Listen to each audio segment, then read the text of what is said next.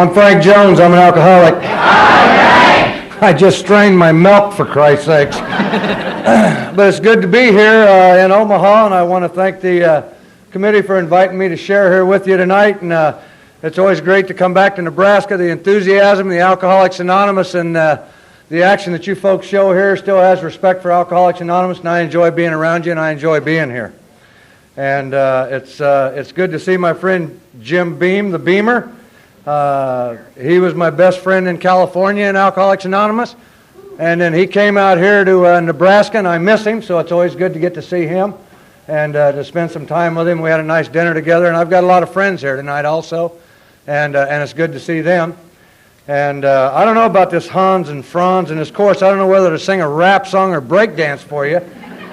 But I can tell you about Hans and Franz. I tell you, with their lack of tan, they don't even know what a sandy beach is, for Christ's sake. You know, Jesus. Talking about a closet complexion. See, it's always bad when you do that to the speakers because we got the mic last, okay? That's the way it is. But it's good to be here, and I am glad that I'm here. And I know it's going to be a great weekend. I've heard the other speakers that you have here, and I'm really looking forward to hearing them. I've heard their talks many times, and it's Alcoholics Anonymous, and I'm glad of that. And I got to say this before I get started also, and I say it for me, not for you, because I know here in Omaha that it is Alcoholics Anonymous. But the AA stands for Alcoholics Anonymous. It doesn't stand for alcoholic and anything. So I just want to say that so I remember it. There's a lot of places now that you hear a lot of things other than Alcoholics Anonymous. So I just need to say that for me, that it's Alcoholics Anonymous. It's not Alcoholics and anything else. I got to also tell you that I'm not going to stand up here today and tell you that I'm searching for my inner child, because if I ever find that little son of a bitch, I'm going to choke him unconscious. I've been trying to be an adult for over 50 years now, and I haven't made much headway, so I have no problem with being a child. I'm trying to be an adult today, and some of the times I'm successful at that, and that's because of Alcoholics Anonymous. I got to also tell you that when I come to Alcoholics Anonymous that I didn't believe in God. I got to tell you that when I got here also, these 12 steps of Alcoholics Anonymous did not pertain to me. They had nothing to do with me, and I didn't understand them. I didn't read them. I couldn't memorize them. I didn't know what in the hell they meant, but I know they weren't for me. I know that when I got here, I was not powerless over alcohol. I could drink a lot of it. It was not a problem. My life wasn't unmanageable, because I not only managed my life, I managed your life and everybody around me. So the first step didn't pertain to me. The second step dealt with insanity and being restored to sanity, and I wasn't insane when I got here. I could watch you people, and I knew you were, so you needed that second step. So that second step didn't pertain to me. And the third step said I needed to turn my will and life over to care of God as I understood God, and I didn't believe in God when I got here. You see, I broke all 10 of the commandments before I was 21 years old, and if there was a God, I was screwed, and I knew it. So I couldn't turn my will and life over to anybody, particularly a God that I didn't believe in. I wasn't going to write a four-step because I wasn't going to let anybody know my secrets. I mean, if people knew what I had done and what I had done to other people and how I had acted, I'd have been locked up, and I didn't want that. And I wasn't going to read anything to another human being because I didn't want anybody to know about me. You see, my case was different. That was good for you people, but it wasn't good for me. I had no defects of character when I got here and no shortcomings. I mean, look at you folks. I knew you had problems, but I didn't have any.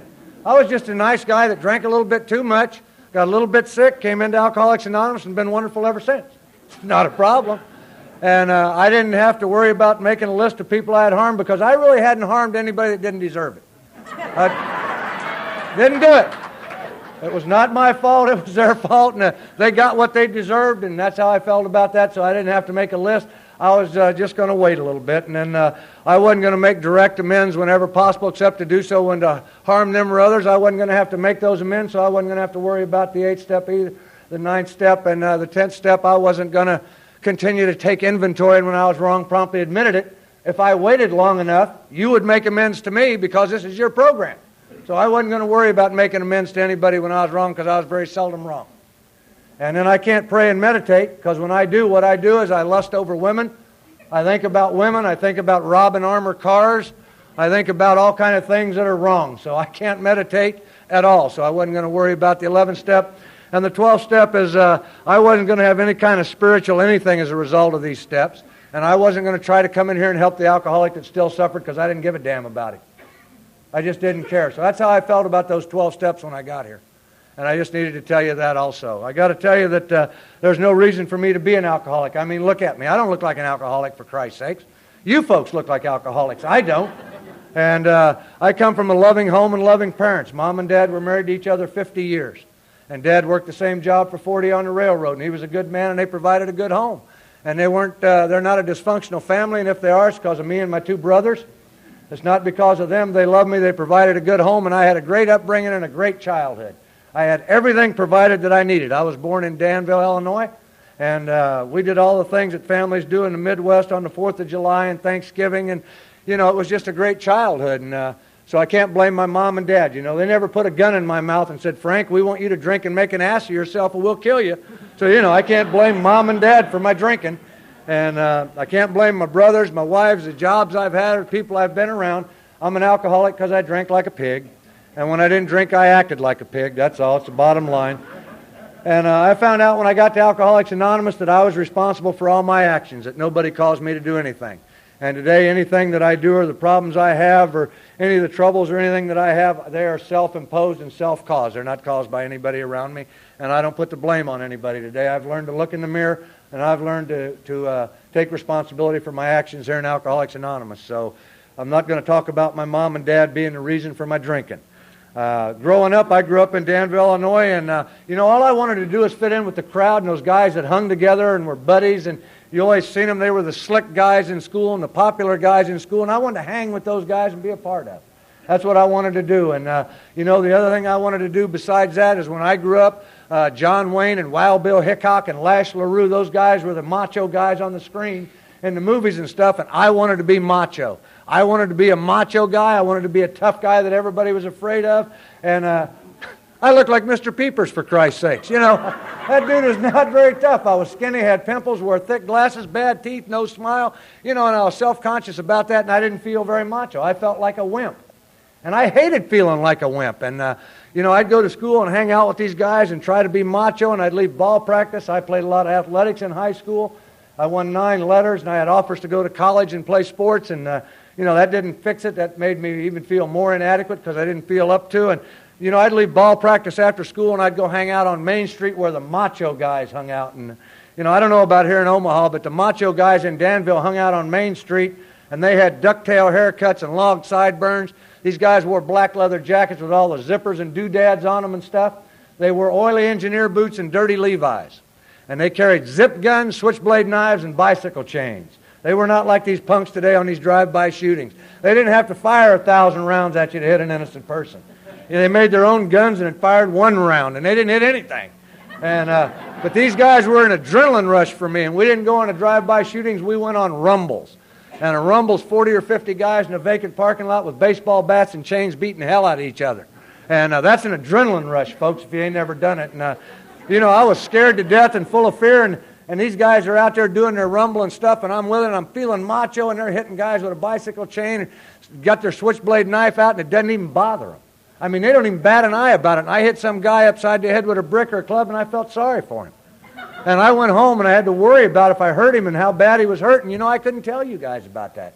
Because macho guys don't feel bad when they bang somebody out, and I felt sorry for the guy. So I felt inadequate, and I felt like a wimp, and you know, I had to push those feelings down inside me so you guys wouldn't know how sensitive and how wimpy I was. And you know, that's how it was for me before I ever took a drink. And the other thing is, I was a liar and a cheat and a thief, and I used to steal things because it's easier to steal than it is to pay for it. And if you don't pay for it, you got the item and the money, so you're a double winner. You know, and if you lie about something, you can just add to it and subtract from it, make it anything you want to make it, and I like doing that. And it's easier to cheat and stuff to get something than it is to earn it. And that's how I was. And, you know, first drink of alcohol I had, I was at a party in Danville, and it was a hot summer night back there in Danville, and I was with all the guys from the ball team and stuff, and I was with my girlfriend, and she brought me up a big iced tea glass full of sloe gin and 7-Up. And I had no idea what sloe gin was, and you know, but I took a drink of that stuff, and it tastes like strawberry Kool-Aid. And that was my drink of choice back then, strawberry Kool-Aid. And so, you know, I chug-a-lug that slow gin and 7-Up down. And you hear speakers stand up here and tell you that first drink of alcohol they took, it goes down inside of them. And, you know, it goes out to the tips of their fingers and the tip of their hair. And all the guys I hear, they all get 6'4", 240 pounds, and all their pimples fall off. And that didn't happen to me. You know, I just drank it down and handed her the glass, said, go get me another one, and she did. She brought that glass back, and I drank that down. And, you know, I didn't get on a trench coat and get me a bottle of wine, throw it in a paper bag, and go down to Skid Row and hang out. I didn't plan on being an alcoholic. I didn't start taking notes on what in the hell I was doing because I'm going to speak in Omaha someday. You know, I didn't do any of that. You know why I drank that night? I drank because all my buddies were drinking, that's all. All the guys I was hanging with that night were drinking, and they were having fun, and I wasn't having any fun. I was self-obsessed and ego-driven, and I didn't want to look bad, and these guys were necking with their girlfriends in the corner, and they were dancing, laughing, and scratching, and having a big time. And I was a wallflower, and so I just drank because they drank, and I figured if they were doing it, maybe it'd work for me. And, you know, I drank a gallon of that slow gin and 7-Up in about 20 minutes, and it wasn't no big deal. You know, nothing happened, and, you know, about 30 minutes after that last glass of slow gin and 7-Up, I found out where slow gin got its name. I got drunk as hell, and I went into a blackout. And, you know, I got taken home that night, and the next morning when I come to, I was puking this red stuff up all over the bedroom. And I had a terrible hangover, and I couldn't open my eyes because the light hurt my eyes, and my stomach was upset. And, you know, it was terrible, and I was puking all over the bedroom, and I was in a lot of trouble with Mom and Dad. And the other thing was is I couldn't remember how I got home. And I couldn't remember what had happened the night before. And I don't know if anybody here drank in blackouts or not. You know, I don't know if you know what a blackout is, but, you know, for me, I found out when I come to Alcoholics Anonymous. You guys told me what a blackout was. And for me, a blackout means that I consume alcohol and I go on and do whatever it is that I'm doing. If I'm out partying, I can go on and party and drive and talk and do it all. And the next morning when I come to, I don't remember anything. That's all. It means that I'm functioning, but the next morning my mind had shut down that night and I don't remember anything. And, you know, that's the way it was. That's a blackout. And that's an indication I have a problem drinking. And I didn't know that back then. We used to go to parties and stuff and to the movies. And the next morning my wife or my girlfriend would say, God, wasn't that great last night? That movie was great, wasn't it? I don't remember going to a movie. What movie did we go to? Or, you know, you come out of a bar and you've lost your car. You don't know where it is. How do you lose a 4,000-pound car? You know, I walk out and the car's there. I go in and call the police, report my car stolen. By the time they get there, the bar's cleared out and there's my car sitting right where I parked it. You know, and then at the end of my drinking, I wake up and I'm in this place. I don't know where in the hell it is. I got this thing laying on my arm. I don't know where it came from. Its hair's all matted down. It's been marked and tagged by animal control. What did I do with this damn thing? You know, you got to gnaw your arm off, get out before it wakes up. Well, you see, you know, that's a blackout, you see, and that's an indication. And the women are laughing. Look at them. You know why they're laughing? Look at what they're sitting next to, for Christ's sakes. This is terrible. And but that's a blackout, and that's an indication that I had a problem drinking way back then, and I didn't know that. You know, I missed 3 days of school because of that, having a hangover and being sick. And when I went back to school, all the guys told me what I had done that night. They told me about I was dancing, and I was funny, and I was having a big time, and some guy said something I took offense to, and I punched his ticket, and he went through a screen door, and we collected up money to pay. And you know what I felt? I felt like a man. I felt like I was with those guys, and I was cool. I felt like I belonged. I felt macho. I couldn't remember any of it, but those guys telling me made me feel a part of. But all I got out of that night, the only thing I remember is from that day that I got sick on slow gin and 7-Up to tonight. I don't drink 7-Up anymore. That stuff will make you crazy. You forget stuff, you puke up red stuff. I'd just leave 7-Up alone. This is a disease of denial, and I had a problem back then and didn't even know it. And, you know, I didn't turn into a blazing alcoholic. What happened to me is I kept fighting and getting in trouble and, you know, getting drinking and with the football players and basketball players when I couldn't, getting drunk and doing that. And, you know, I started getting in more trouble at school, and just before graduation, about 2 weeks before I graduated from high school, my head clicks in. I don't know about you, but I got a committee up here. And they have talked to me for a long time. And I had an offer to go play basketball at this college, and my head told me 2 weeks before graduation, what if you don't make the team? Well, that scared me. I don't want to look bad in college, for Christ's sakes. I don't want to be a wimp there and not make the team. And the other 6 guys that's up here in my head talking to me all the time says, what if you don't make grades good enough to stay on the team? Well, I don't know what that does to you. But if I think I'm going to fail and I got no confidence, I got to do something about that. So I did. I quit high school. You know, it made sense to me. I had learned everything I was going to learn. I had all the answers, and I did what macho tough guys were doing back then. I joined the Marine Corps. That's an error in judgment when you're afraid of the dark and a wimp. I tell you. You know, if I'd have known that, I'd have joined the Navy. That's where I belonged.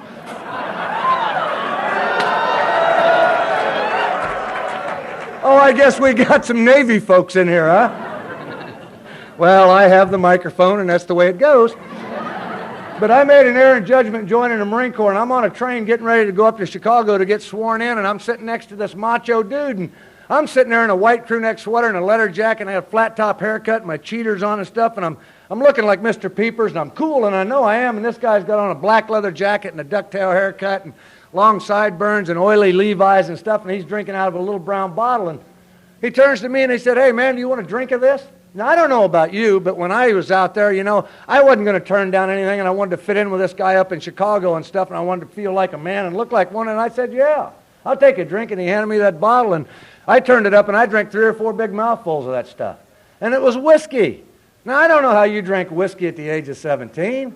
I can tell you what I did. I threw that crap back up again all over the seat in front of me, and I got tears coming out of my eyes, snot running out of my nose. I can't breathe. I don't look very macho. I look like a wimp sitting there, and I hated that. And I wanted to hang with this guy here, and I wiped off my mouth, and I handed him the bottle back, and I said, "Boy, that was good." I just want to fit in and belong, and that's how I drank. And he asked me, he said, "Hey, you want another hit of this stuff?" And I said, "Not right now, man. I'm trying to catch my breath." And I got sworn in up at Chicago, and I ended up at MCRD San Diego, and this maniac with a funny round hat on and a shaved head, I don't know where they get these gorillas from, and he pulled me off that bus and called me dirty names you people here in AA don't even use. And, I knew I'd made an errant judgment joining the Marine Corps. I went through boot camp frightened and full of fear and anxiety-ridden, and, I just hung in there, and I acted like something I wasn't. I put a facade out there, and I acted like a man, and what I thought a man would act like. And, I got through boot camp with a lot of homesickness and fear and anxiety, and when I got out, I ended up at Camp Pendleton, and in 1962, the Cuban crisis broke out. Now I'm going to get to go kill Cubans, and that's kind of a macho deal for me. And we're down the coast of California and Mexico and through the Panama Canal there, and we're headed to Cuba, and I'm scared to death, and I can't tell the Marines on that ship I'm afraid, because Marines ain't afraid of anything. And I wasn't. I didn't know how that worked. You see, I had all this anxiety and fear in my stomach and my head, and these guys were all cool. They looked like you. And so I'm down there sharpening my bayonet because I know I'm going to win the Medal of Honor, and even though I'm scared to death. And, some of my buddies broke into the narcotics locker on the ship that night, and they brought me down a little morphine syringe about that big, and they told me where I could stick it. And I did. And I went up on the deck of the ship that night, and I laid out there all night looking at the stars. I wasn't afraid anymore.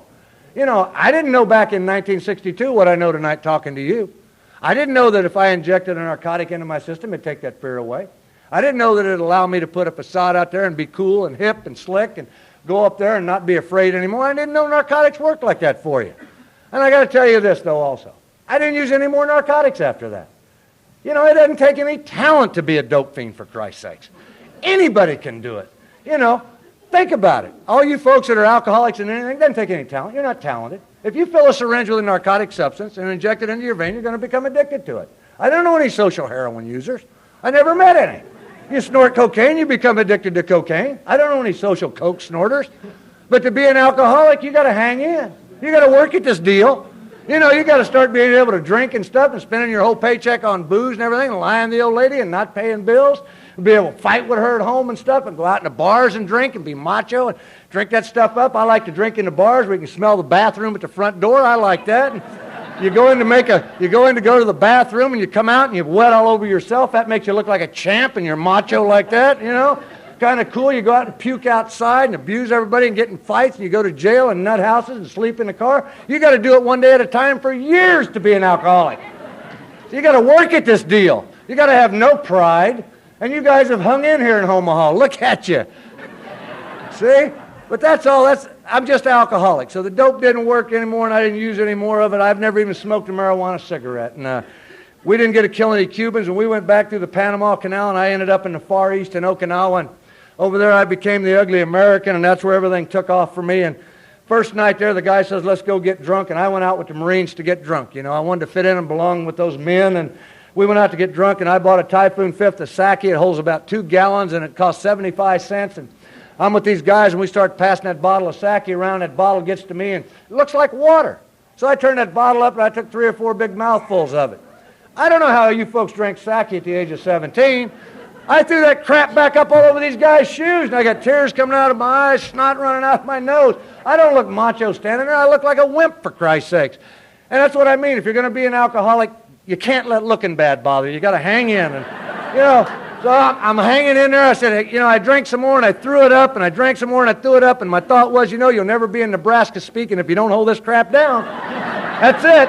You know, and the bottle gets around, I drink some more, and something funny happened. You know, I held enough of that sake down that something happened, and I remember it. I don't know about you, but this is what happened to me. I looked at those 5 or 6 guys I was drinking with, and I realized something. Those guys are punks. I don't need to be with them. Why am I with these losers? I need to go out on my own. You see, when I drank, it filled me up, and I became anything I wanted to be. I became bulletproof and invisible. So I went out in the bars and drank on my own, and I'm in the bars drinking, and a Marine from another unit, I'm shooting pool with him. He says something I take offense to, and I smacked him in the mouth with a pool cue. I seen it in the movies. That's what Marines do. And you know the feeling you get when they call the police on you? They call the MPs, and I had to split because I got that anxiety and that fear, and I run down to another bar, and I'm sitting in there powering the drinks down. There's no drinking age, and I'm drunk as a bicycle, and I got this thing for pretty girls. It's another sickness. And this, you know, I'll just give them anything in the world. And she comes up, the little Nason slides up to me and tells me about her sick mom, and I got a soft heart. And so I gave her a couple of bucks, and we trudged the road of happy destiny to her hooch. And I'd like to stand up here tonight and tell you what her and I did. But at the age of 17 and drunk, we didn't do anything. A lot of guys lie about that, but I'm not going to fly back next week and make amends to you. So nothing happened. But as a courtesy to me, she went to clean up, and when she did that, it hurt my pride and ego a little bit. And so I stole my money back, and I set her house on fire. It made sense to me. And on the way out, I stole her pearls and kimonos, and I pawned them going back to the base. And the next morning at Reveille, when I come to, I didn't remember anything that happened. And I went to the head, and I'm puking in the head, and I'm sicker than a dog with a hangover. And some of my buddies come in and told me about that fight I got in with that Marine, and I broke his cheekbone and his nose, and the MPs were looking for who done that. And what I felt was a lot of fear and anxiety, and what I felt was a lot of guilt over that, because Marines don't treat other Marines that way, and I wasn't taught that in the Marine Corps, and I felt a lot of shame over that. And they told me about that woman whose house I set on fire, and I felt a lot of remorse and guilt over that. You see, my dad hadn't raised me to treat people that way, and I had those feelings. It was awful hard to deal with that guilt and that shame when you act that way. And you know, I found out a secret that morning. I went to my locker, and when I opened it, there was a bottle in it with a red dot on it, and it was Akadama wine. And I took that wine down that morning, and I uncapped it, and I took 3 or 4 big mouthfuls of it, and I didn't throw it up. I held that wine down, I drank some more, went to formation, come back in, drank a little water and some more wine, something funny happened. My headache went away. I quit throwing up. I don't know about you, but it registers someplace in the back of my mind. You know, if you have a couple of drinks in the morning, you don't have to have a hangover. You don't have to be sick. And that worked for me, and I drank some more of it, and something funny happened about 15 minutes later. I started to brag about hitting that guy. And I started to brag about setting that woman's house on fire. And that tells me that I can go out and do anything I want to the night before, and the next morning, if I have a couple of drinks, I don't have to feel that guilt and that shame and that dirty feeling you feel because of the things you did the night before. And I became a morning drinker and a daily drinker at the age of 17. And I became a bar fighter because that's how I validated my manhood, and I thought that's what Marines did. They don't, because I started getting in a lot of trouble. I started getting ranked and getting busted and being restricted to the barracks, and I had office hours and a court-martial, and if you'd have told me alcohol played a part in that, I'd have said you're crazy.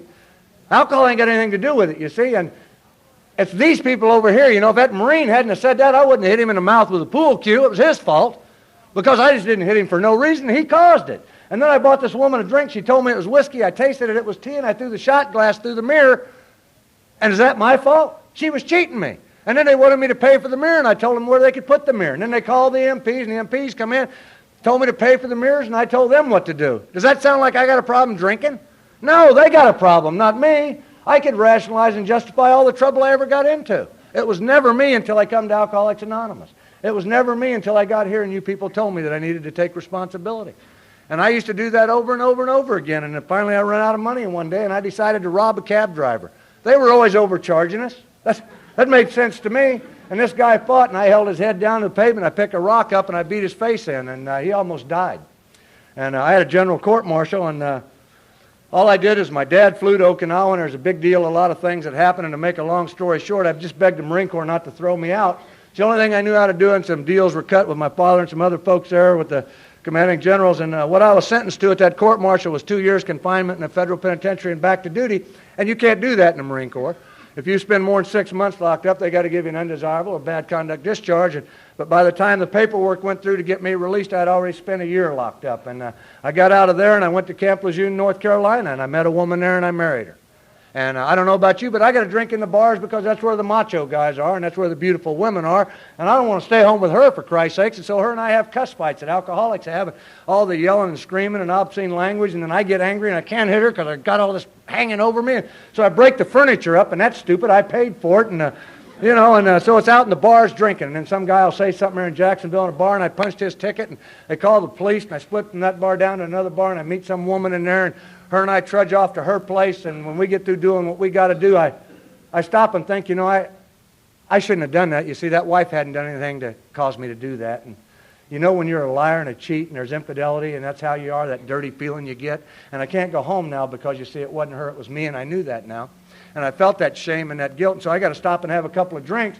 So a couple of shooters and a beer, and I don't feel so guilty anymore. I feel kind of cool for it. And I go home and I go walking in like a big deal, and she says, "Where have you been?" I hate that question. Now, what do you mean? And then there's a cuss fight again, so it's her fault I'm a liar. See, I wouldn't be a liar if she didn't ask that question. And so we have the cuss fight again, and it's back out in the bars and fighting. Now I'm carrying a gun because the guys are scaring me, and I'm sticking that in their face, and I'm getting violent. And then I come into Alcoholics Anonymous, and you guys tell me I'm too immature to be a husband. And I didn't know that. You see, I wanted to be a husband the way my father was.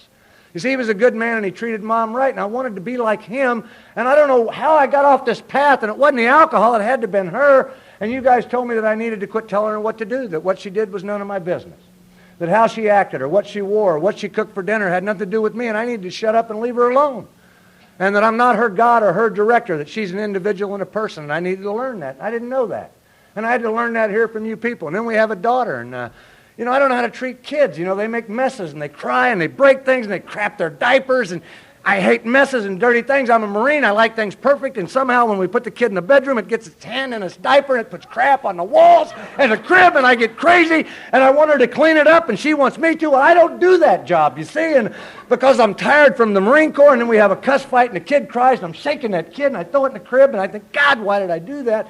I don't want to treat that baby that way, and does it hurt? And you get that guilt and that shame. Would you drink in a place like that? That's chaotic. I got to get the hell out of there.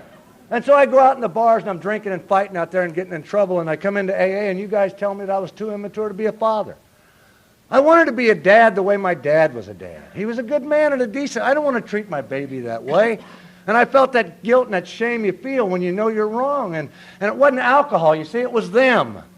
And it wasn't alcohol. Alcohol made me all right. And then I got called into the CO's office one day, and they issued me a rifle with a telescope on it and live ammunition, and they sent me across the ocean to a place called Vietnam. And I got to tell you before I get started that Vietnam is not my problem. I talk to a lot of guys when I speak in California around Camp Pendleton and down in San Diego. These guys come up when I get through, and they tell me, I can't stay sober, man. I did a lot of bad things to a lot of people. And I got to tell them, hey, there's no VC chasing with a rifle here making you drink. I don't want to hear that crap. You're using Vietnam as a cop-out. You don't want to stay sober. We got a big book called Alcoholics Anonymous, and in that book it says if you get into action, if you work these 12 steps and apply these 12 traditions to group and at home and things, that you can stay sober. If you get a conscious contact with some type of higher power, that you can stay sober and be happy, joyous, and free. If you get into action in this program, that's what the book says to me. And I tell these guys, show me where it says if you've done a lot of bad things to a lot of people, a lot of the time you can't stay sober. It doesn't say that in the big book. So I tell these guys, I don't want to hear that crap. You see, Vietnam ain't my problem. I was an alcoholic before I went there. My problem was I was a sniper, and I was up at Quezon and Con Tien and up on a DMZ, and I worked with recon. And my problem was I was scared, and I couldn't tell nobody about the fear that I felt. You see, macho guys ain't afraid. When I seen those other young Marines, they weren't afraid. I could tell that by looking at them, see? I was judging them by how I felt, and I was afraid. And then the things I seen happen over there made me sick at my stomach, and macho guys don't get sick. Macho guys don't throw up in war. I seen it in the movies. But I was, and I didn't know what was wrong. And you see, I found out a secret in Vietnam. If I put 151 proof rum in my canteens and I drink that, I become bulletproof and invisible. Not a problem. Now I can go out and do what I got to do to show you I'm a man, to validate my manhood, and I can do those things to show you it doesn't bother me and that I'm tough. You see, I was a sniper, and I was attached to recon, and I did a lot of bad things to a lot of people over there. And you see, we come back in our harbor site, and a couple of drinks, and I didn't feel no guilt or shame. I didn't feel no remorse. And what alcohol did for me in Vietnam was save my sanity, you see. Vietnam saved my sanity over there. And Because I'd done a lot of things to a lot of people I was ashamed of over there, and I carried that for a long time in sobriety. But you know, I come into these meetings of Alcoholics Anonymous, and the old-timers here and the people that have been here before me told me, you know what you got, Frank, is right now. You know, you can't save enough of these nows to go back 25 years and change anything. I can't undo anything I did in Vietnam. I can't undo anything I did 2 years ago, or a year ago, or a month ago, or last week, or yesterday. I can't change anything I did this morning, but what I can do is right now be the best example of Alcoholics Anonymous that I can be. I can try to work this program now, and if I do that, I'm going to have it tonight. That's what I'm going to get out of it, tonight. That's it. And I didn't know that. And, you know, during the siege at Quezon, I got blown up there in March of '68, and I come back to the States, and, you know, I got out of the hospital, and I went home, and we'd had a son born to us while I was on Hill 881 over there, and he was about 10 months old now, 9 months old, and my daughter's growing up, and my wife wants me to stay home, and I'm drinking 10 high whiskey, and I want to go in the bars, you see, and drink with the veterans.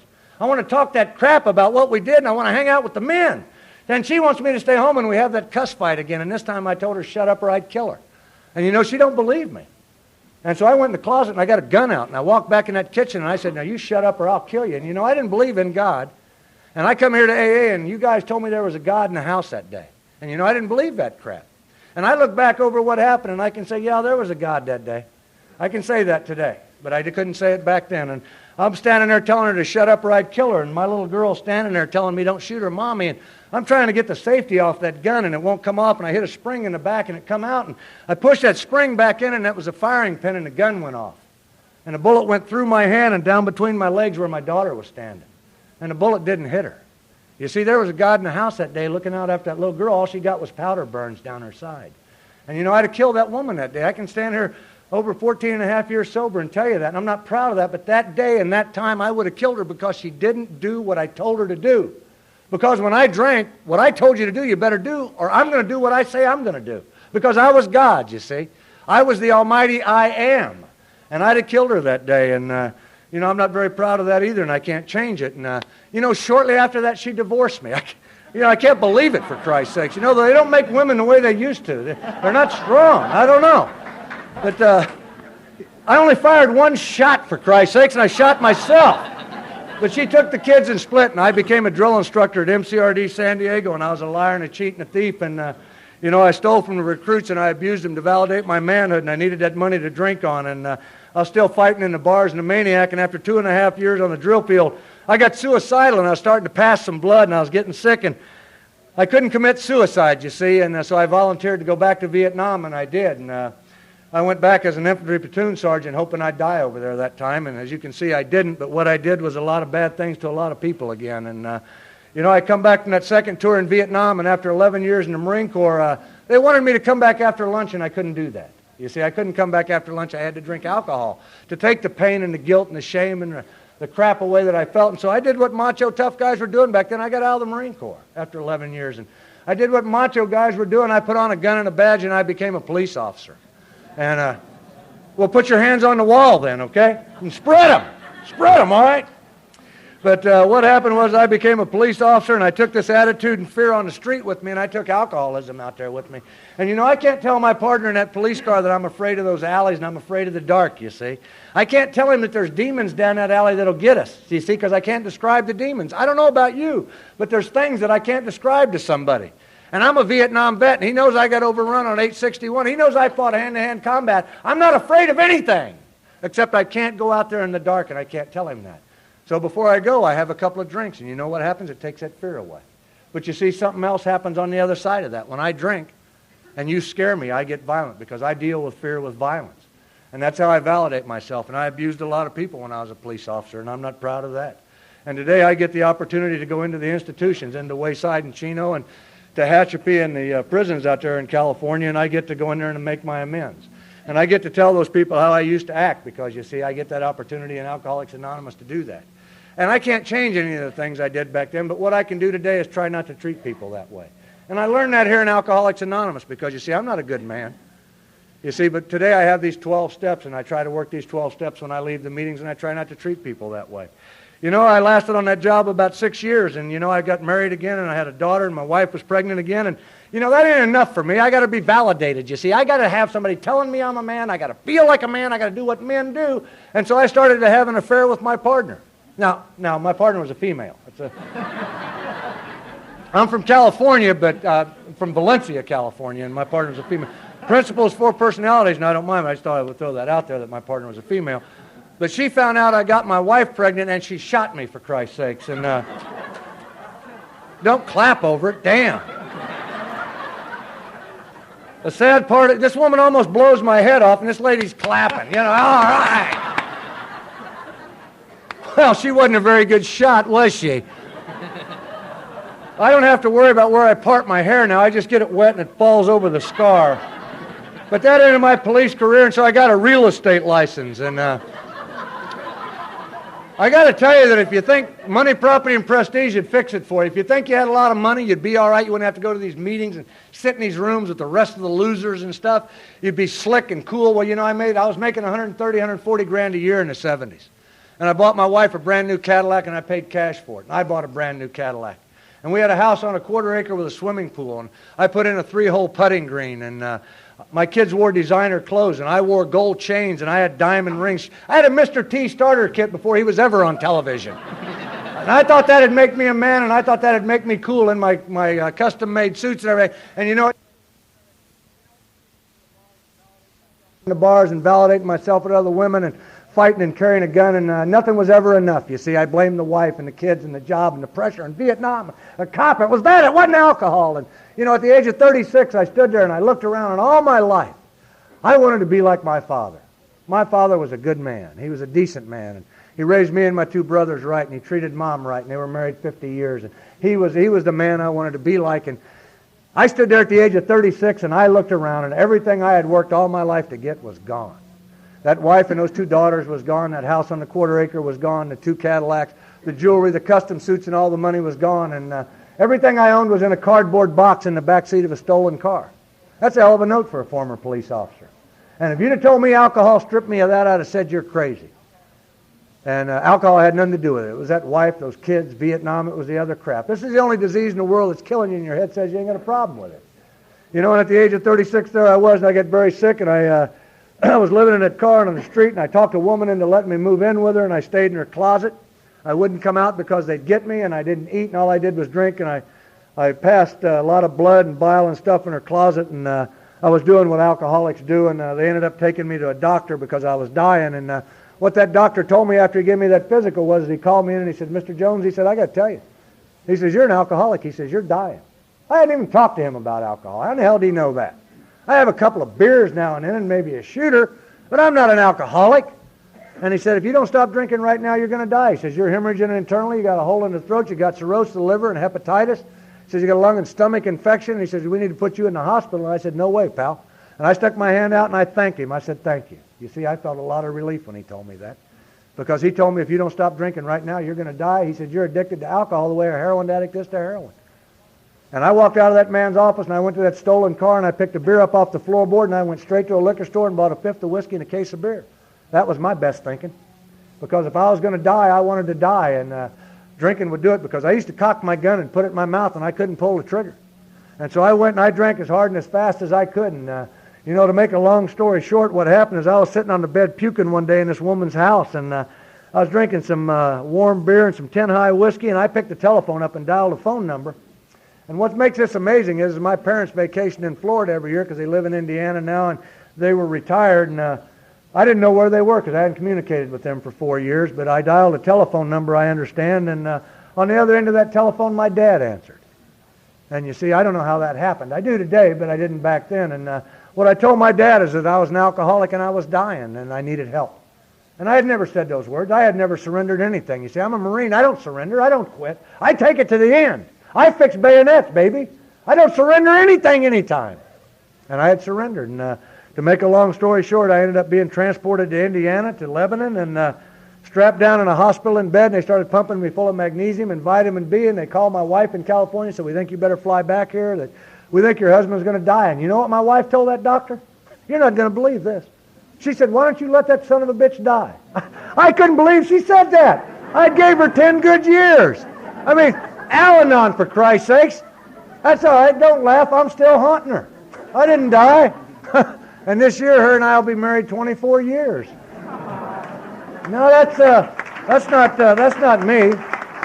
That's not me. I got to tell you what that is. That's God, AA, and Al-Anon. That's what that is, you see, because if we didn't have God, AA, and Al-Anon in our home, we wouldn't have a home.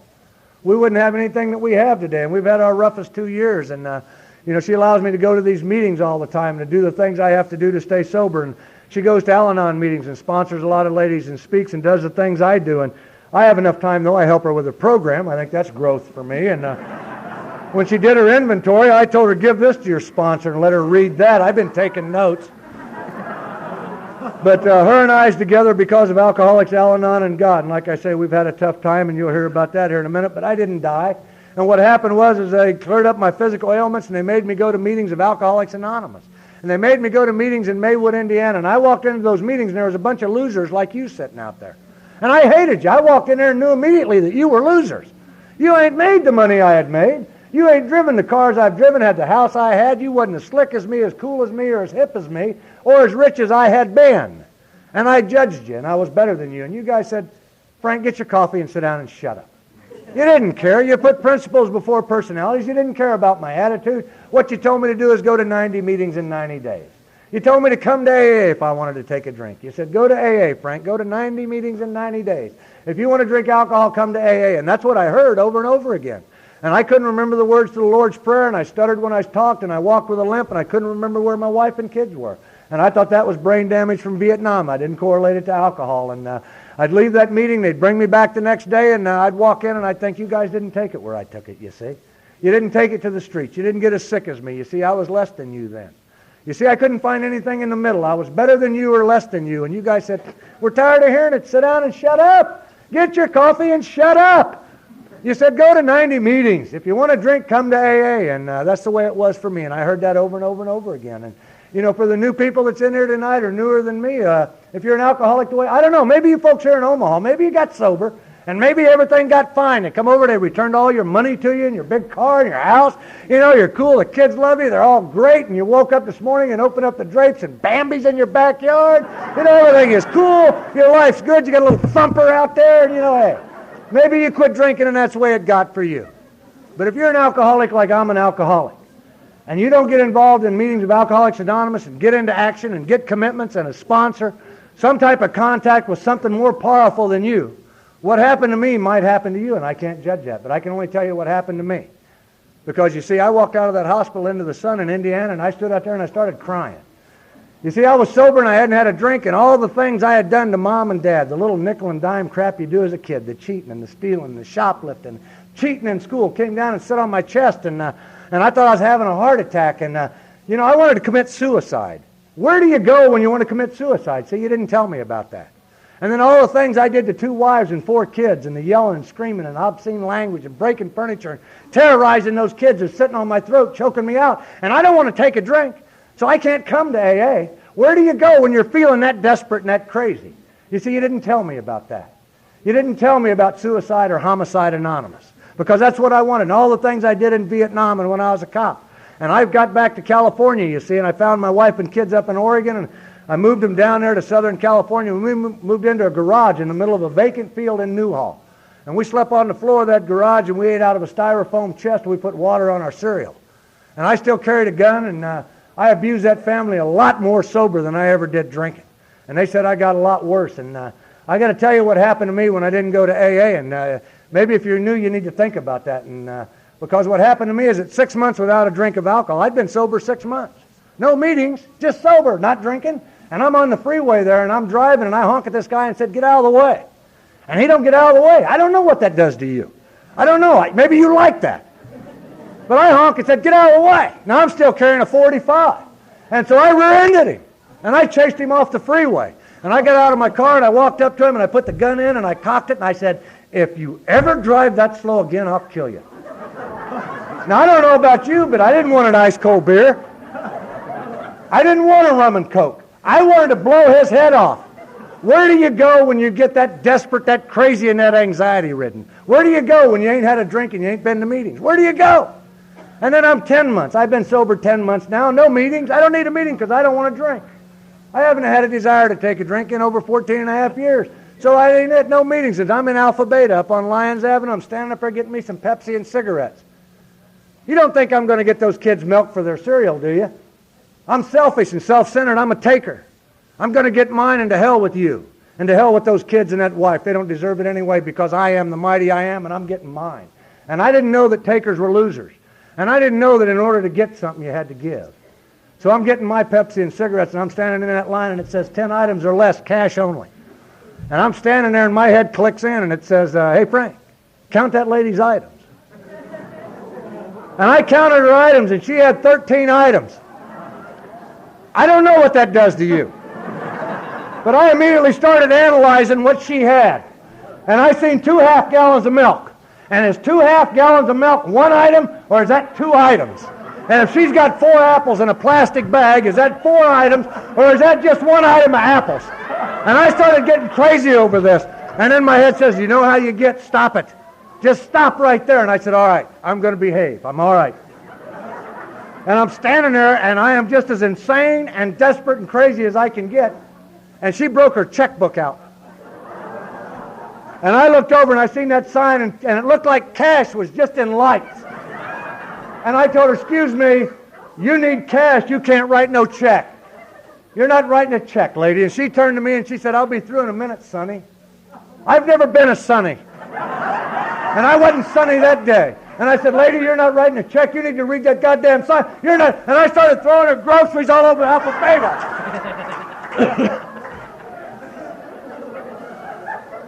I didn't want a pina colada. I didn't want a margarita. I wanted to rip her blue wig off. Now, where do you go when you're that desperate and angry and anxiety-ridden and nuts? I didn't want to drink, and they called the L.A. sheriffs on me. And I told them, wait a minute. I used to be a cop, and I'm just enforcing the store laws. And they said, step outside, Deputy Jones. That's how I get when I don't go to AA and I don't drink. And now I'm 13 months without a drink. I haven't had a drink of alcohol in over a year. And I'm in this office, and I'm standing around, and I'm cool. My little teeth are clenched. I got about 18 bullets in them. And this guy walks by, and he said, hey, Frank, how you doing? That's a personal question. Why is this guy prying into my private life? And I'm going to tell him how I'm doing, but I don't want everybody in the office to know. And so I grabbed him by his throat, and there was a partition between us, and I jerked him over on the desk, and I started choking. I said, how in the hell do you think I feel?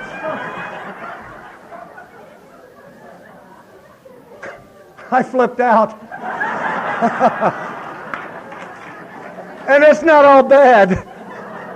You're kind of in the ozone. You're not worried about IRS or bills or anything. You know, it's kind of cool. I squashed all my grapes. And, you know, I didn't believe in God. And there was a God in the office that day, you see. Because there was a member of Alcoholics Anonymous in there that was active in the fellowship. And when they pried my fingers off this guy's throat, they laid a card down. They said, hey, man, I know what's wrong with you. He said, I can't help you. You need to call this guy. He said, I'm afraid of you. I'm fine. I'm sober. And they took me back to the garage I was living in. I had a gun and some det cord and some stuff. I was waiting for the war. And they took that stuff and they put it away, and they took it away from the house, and they sit with me for about 8 or 10 days, and I just sit there and I cried. And you see, I'd taken sobriety as far as I could take it without some type of help somewhere, and I didn't know that. I thought I had to want to drink to come here. And after about 10 days, they took me down and they set me in this man's office. And I sat in his office and I just cried. I couldn't stop crying. And what that man explained to me that day has saved my life and sanity up to and including tonight. You see, what that man told me that day sitting in his office, he says, Frank, he said, you ain't had a drink in over a year. He said, right now, alcohol's not your problem. He said, what you got right now is a living problem. And he says, you need to find a living answer to your living problem. And he says, you'll find it in meetings of Alcoholics Anonymous. He said, that's the solution for what your problem is meetings of AA. And he said, if you go into those meetings, he said, there's a group of people there that's already been there long before you, and they've walked down that path, and they've cleared a way for you. They're running point. All you got to do is fall in behind them and do the things they're doing. And he told me, don't just, you hear a lot of speakers stand up here, and they tell you, hey, just bring the body and the mind will follow. Bull. In my opinion, bull. That don't work. You can't come in here, sit on your duff, and get this thing by osmosis. The big book says this is an action program. And if you think you can get this just by sitting in the chair like a Lamix, what I need you to do tonight is just go home and get in your garage. Think about being a car. If you turn into a Ford or Chevy, drive on over to the hotel, I'll honk your horn. You can't get it by sitting there. You got to get into action, and that's what he told me. You got to get into action. You got to do the things that the winners are doing. He says, you got to go to meetings of Alcoholics Anonymous. You got to sit in the front row. You got to listen. Don't listen to the differences. Listen for the similarities. Listen to how they felt when they drank and when they didn't drink. Listen to what they're doing today to change how they're feeling and how their life is. He said, I needed to start reading the big book of Alcoholics Anonymous. He said, I need to start at page 1. I needed to read the black part and not the white. He told me I needed to start believing in a higher power, and I said, I don't believe in God. He told me that somebody hangs that moon out at night and they take it down in the morning. He said, whoever does that, you need to pray to them. And you know, I can understand that. He told me to come into the meetings of Alcoholics Anonymous and get a commitment. He said a commitment means that you show up at that meeting unless there's a death in the family and it's yours. And you know, I understand that kind of talk. And I went to meetings every night because he says you drank every night, you go to meetings every night. And if you didn't drink every night, go to meetings every night because you may drink every night. And I got those commitments, and I made those mine because that made me feel a part of the meeting, because all my life I've wanted to feel a part of. And what I found out is when I got those commitments is I worked with the people who had the time I had. And in talking to those people, I learned how to communicate to other sober alcoholics that were been in the same place or done the same things I'd done or felt the way I felt, and that I wasn't different. And I learned to share in Alcoholics Anonymous with another alcoholic. And I learned to start building that bond and that fence that I've got to put up now between me and another drink. And I learned that here in Alcoholics Anonymous. And then I come into these meetings, and I started watching you people. And I started watching you with your wives and your girlfriends and with your kids, because that's where I had a problem. You see, I had a problem at home. I didn't know how to act. You see, I didn't know how to be a father or a husband. And, you know, you guys would come up to me and say, go home and tell your wife and kids that you love them. And I'd tell you, I don't love them. I said, we don't care whether you do or not. Go home and tell them you do. And I said, well, if I do that, I'm going to be lying to them. And you said, hell, you've lied to them 10 years. Go lie to them some more. And you told me that it didn't matter what I was thinking. I just needed to go take the action. And if I took that action long enough in time, my thinking would change. And I didn't know that. And I went home and told them I loved them. I didn't love them. I didn't even know who the hell they were when I sobered up. And we were living in that garage, and I'd go home and I'd say, I love you. And they'd tell me to stand there and ask my wife what kind of day she had and then listen. I didn't care what kind of day she had. I'd wiggle my toes in my shoes and think about some woman at the meeting. I didn't care about her, and I just kept going home because you guys said, tell them you love them. Every time your kids walk by, touch them and tell them you love them. And every time they walked by, I tried to touch them and tell them I loved them, and they used to duck. And they were afraid of me. And I just kept going home and telling them I loved them. And one day I went home after about 5 or 6 months and I told them I loved them. And you know, something funny happened. I loved them. It's the damnedest thing. I couldn't believe it. They had changed. They didn't even have the program I had. And they had changed. And what happened is I started to love them. And when I asked my wife what kind of day she had, I found myself listening to her instead of thinking about me. You see, I took that action long enough at telling them that I loved them that I changed. And I didn't know that. And I didn't plan it that way. And I found out in Alcoholics Anonymous that I don't need to believe in the things I'm doing. I just need to go do them. And you know, we moved out of that garage and we moved into a house there in Valencia, California, and we had real furniture. See, my kids wouldn't bring their friends over to that garage. They were ashamed because we had planted a garden and we used to eat out of that and sleep on the floor and stuff, and they were ashamed of that little place. And we moved into this house, and what I got to tell you is that when we get sober, you know, that people out there don't care, and I thought they needed to care, and I thought that life would just go on my terms. Now I'm sober. I beat the battle. I won the war. I'm sober. But you know, that's not the way it is here in Alcoholics Anonymous. Because what I learned to do here is I learned to live life. And in life we have goods and bads and ups and downs and things happen and things. And you know, that's what goes on in Alcoholics Anonymous in the world. And what I had to learn to do is I had to learn to take these 12 steps with me outside the meeting. Because that's where I have a problem. I don't have a problem in here with you. I can hug you and love you and kiss you, you know, and all, here in the meeting it's great. But when I go home I have a problem, you see, because I put demands on my family they can't live up to. Because I'm a perfectionist, because I want them to do what I know the right way. I'm sober. And you know, I had to learn from you that I don't know anything. That all I need to do is my primary purpose in Alcoholics Anonymous is to stay sober and help other alcoholics. It's not to boss my family around. It's not to boss my daughters around. I had teenage girls and growing up there, and one was 3 and one was 7 when I got sober. And you know, and they're girls, and Jesus, their rooms made me crazy. I mean, why do the ladies need 8 or 9 towels to dry their hair? And then why do they put them on the floor? And why do they leave the drawers to their chest of drawers open with their bras and panties and crap hung out and the curlers all? And why do they take the bedclothes off the bed and sleep on the floor? Why do they do that? And it made me crazy. And I went into my sponsor and I said, this is making me nuts. I can't handle this pressure. Her room is a disaster. It looks like somebody threw a grenade in the damn thing. And he said, whose room is it? It's her room. And he said, if you don't like how her room looks, shut the door and don't look at it. But you are never to tell her what to do in her room. You know, I didn't know how to treat kids. I didn't know how to treat my daughters. You see, when girls grow up, they get bumps and curves and stuff. And I never hugged girls or had them around me unless I had sexual thoughts. And what do I do with these girls? What I watched is you people with your kids. And you know, I went home and I learned to hug my daughters. And I learned to love my daughters. And I learned to accept them for who and what they are. You see, they're good people. And what I do is I treat them like newcomers because I didn't know how to treat them because you people had to teach me how to be a father. And you know, I'm not a good father today. But what I've learned to do is I've learned to put Alcoholics Anonymous in the relationship with my kids. And let me tell you what's happened. You know, last weekend, that little girl that I almost shot that day in Oceanside, California, last weekend I was at Indiana University, and she graduated from law school. And she invited me. And she was the commencement speaker, the first woman in that school history. And she loved me. That's what she told me. And you see, I have that relationship with her because you taught me how to treat her. You see, because I don't know how to be a dad. But because of you and these 12 steps and a God and my sponsor, she had me back there with her, and she loved me, and I stayed with her. Me and my wife went back. And, you know, last August, while in her last year of law school, she had a baby, and it was a boy. And, you know, she named that little boy after me. You see, that's Alcoholics Anonymous. That's not because I'm a good man, because I'm not. I've learned here to act better than I feel, and I've learned to treat my kids like I would a newcomer. You see, that's what I've learned. And then I got a daughter that's 22 that was living with us when I got sober. She was about 8-year-old, and June the 2nd, she graduates from Cal State Northridge, and she's going to teach handicapped children, and she's bilingual. You know, that's not me. She did that because I'm not a good father. You see, but she's lived with me long enough that she's seen Alcoholics Anonymous. And, you know, she calls and thanks me for that. She thanks me for you people. She thanks me for this program that you've given me, see? And I'm going to be at her graduation. And then my 17-year-old daughter, she graduates from high school June 22nd. I'm getting hammered this year. I may stay in Omaha tonight, for Christ's sakes, for about another year.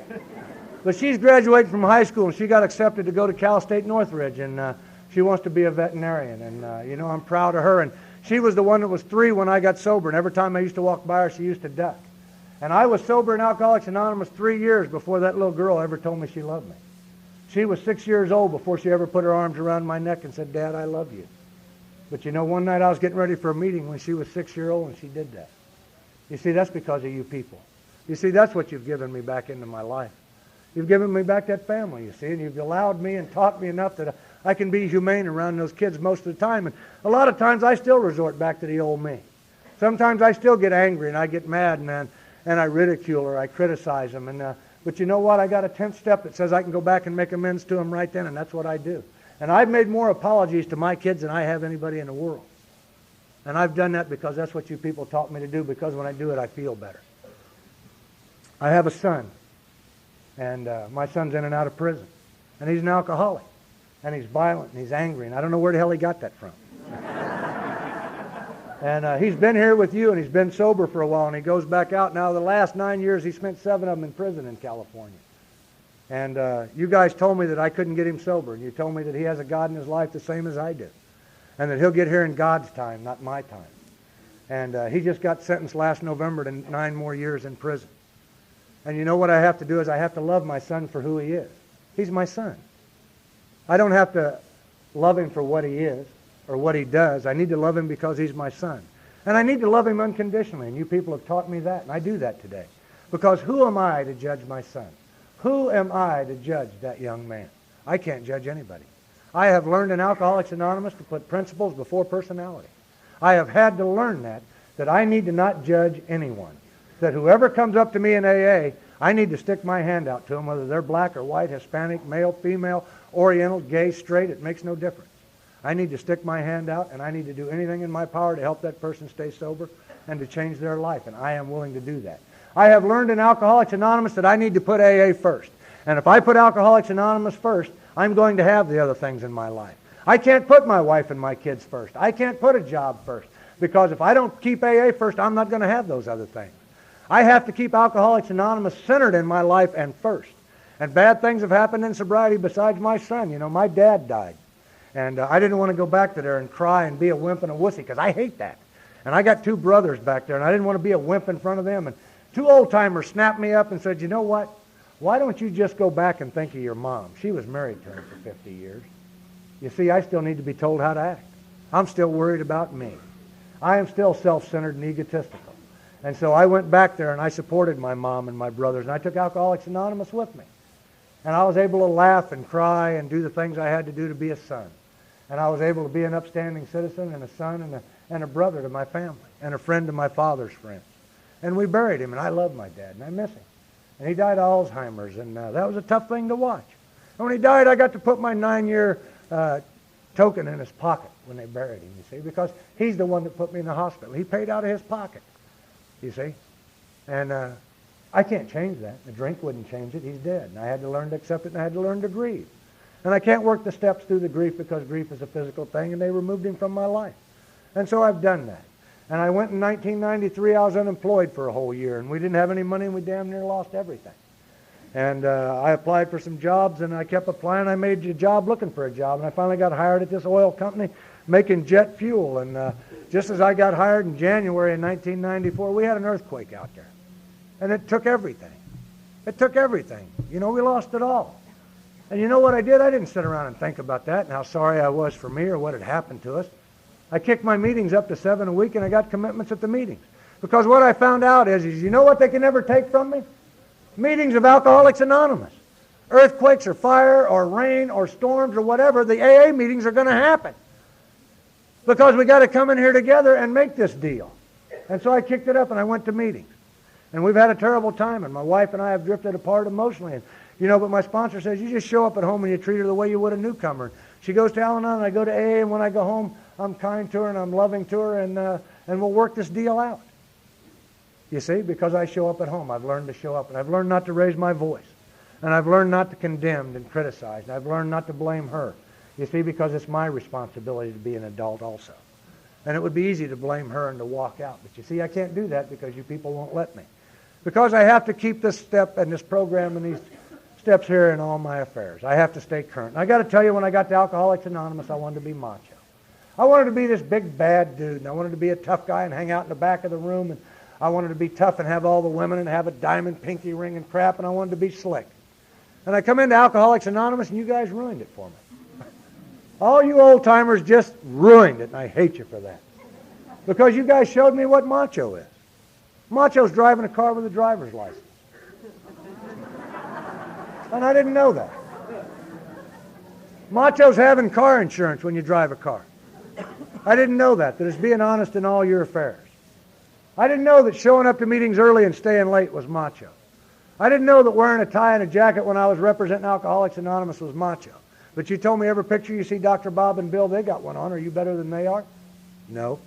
Then I needed to represent Alcoholics Anonymous because this isn't me. This is you and an example of your product. You see, I found out that being registered to vote is macho. I found out that not having to validate myself with another woman to make me feel like a man is macho. And I haven't had to do that since I've been sober. And I've done a lot of things, but today I do them because I want to do them. I do them because I take responsibility for them, and I don't have to be validated today. You see, today I know I'm a man because a man's able to laugh, and he's able to cry, and he's able to show emotions. He comes to meetings early, and he stays late. And he always has his hand out for an alcoholic that needs help, and I have never said no to an AA request. And like I say, I'm not a wonderful human being.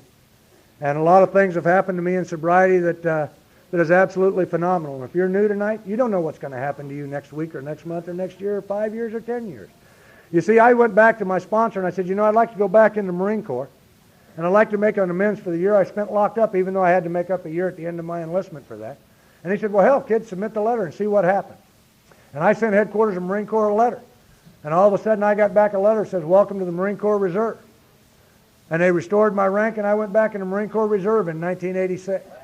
And I did a year there, and I made my amends, and I helped those young Marines, and I was an example of Alcoholics Anonymous. And I went to my sponsor and said, well, can I get out now? And he said, when would you get a pension if you stayed in? How long? And I said, oh, about 8 years. And he slapped me on the back, and he said, I'll tell you when you can get out, kid. And I hated it. Those young guys run my buns off.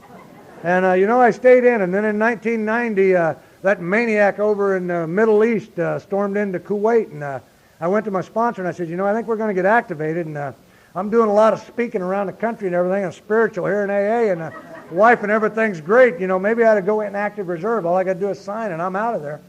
And he said, when's your contract up with them? And I said, 1993. He said, better you than me, kid. And I packed my sea bag and we got activated and I was gone for a year. And when I come back, before I came back, I had done some things in Vietnam that I wasn't very proud of. And one of the things I had done, I was responsible for one of my own men drowning in Vietnam in my second tour. And I couldn't find him or his family, and I decided that the best way to do it would be go to the wall. And I had lost a business in sobriety and all my money, so I couldn't get to the wall in Washington, D.C., because I wanted to find that man's name and make amends to him. But I want to tell you how God works in my life when you don't know how things are going to be next year or next month or in 10 years. I got activated for Desert Storm, and I didn't go to the desert to kill the Arabs over there. I got sent to Okinawa. And in Okinawa is where my drinking started. And that's how my God does things with me. And he had to send a whole Marine battalion with me to get me there. And I got to Okinawa, and what happened to me over there is I got to speak in the brig where I was locked up for a year. And I got to tell those alcoholics that were in that meeting of Alcoholics Anonymous in that brig that their life ain't over. That if they come back to the United States, that there's Alcoholics Anonymous here, and that I was there in 1963 locked up. And that I have a good life today. And I got to take AA over there with me and be an example. And then I got to go into the bars, and I got to be with the cab drivers, and I got to make my amends to those people. I would never have got to Okinawa without Alcoholics Anonymous, without sponsored direction, to do some things I didn't want to do, but that brought me full circle. And then just before our unit was due to come home, they got some quota in over there for a regular Marine, not a reserve, for a regular Marine to go to a small arms weapons instructor course in Quantico. And that's where the wall is. And you know who got picked for that? I did. And I don't know how that happened. But I got to tell you, there's a higher power in my life because I'm not a regular Marine, I'm a reserve, and they sent me from Okinawa to Quantico. And Memorial Day weekend in 1991, I got to go to that wall and find that man's name. And I got to make amends, you see. I got to close up the circle of my life that was going to be left open because of Alcoholics Anonymous, because of sponsorship, because of a loving God, because of the things and the principles I believe in, because of the example you have set for me, that I have learned to just follow the things you do regardless of how I feel. I got to go back there and do that, and that would have never happened. You see, I'm a blessed man today. I'm a lucky man. You see, you've taken me and put me back in the center of my family. You put me in a productive life for the most part, and the last thing that happened is for the last 7 years of my sobriety, I have tried to get back into law enforcement. And they either tell me I'm too old, I'm an alcoholic, they don't want an alcoholic and have them responsible for me drinking again. They tell me that my record where I was a police officer, I was too violent, and times have changed. And I didn't take no for an answer. I continued to show up and look alert and take the test. And on March the 20th, I got sworn into a police department in California, you see. And what I got to do now is I got to take Alcoholics Anonymous on the street with me. And I got to tell you, it's a lot different sober than it ever was drinking. And the fear's there and the anxiety's there, but you know what? A drink wouldn't change any of that. And what I get to do is I get to be an example for the young police officers that have a problem drinking. What I get to do is I get to show the young police officers that it's all right to be afraid. And it's all right to say that you're afraid. And it's all right to feel those feelings. And it's all right to do a job that's decent. And it's all right to do a job that's right. And it's all right to do a job without abusing people on the street. I have to do what I have to do to take people into control, but I don't have to abuse them. You see, I'm going to get to make amends to a whole population now because of that, because I'm not going to be able to act the way I used to act when I was a police officer. You think I'm not a lucky man? You think Alcoholics Anonymous doesn't work?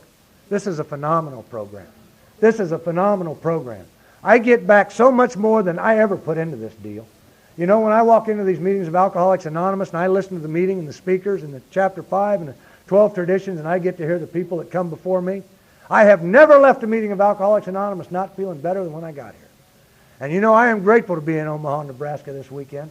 I am really grateful. And when I seen the speakers that were here, I cannot wait to hear them. And I got to see a lot of old friends of mine. And I got to see a lot of people that I care about. And it means that we're all still sober.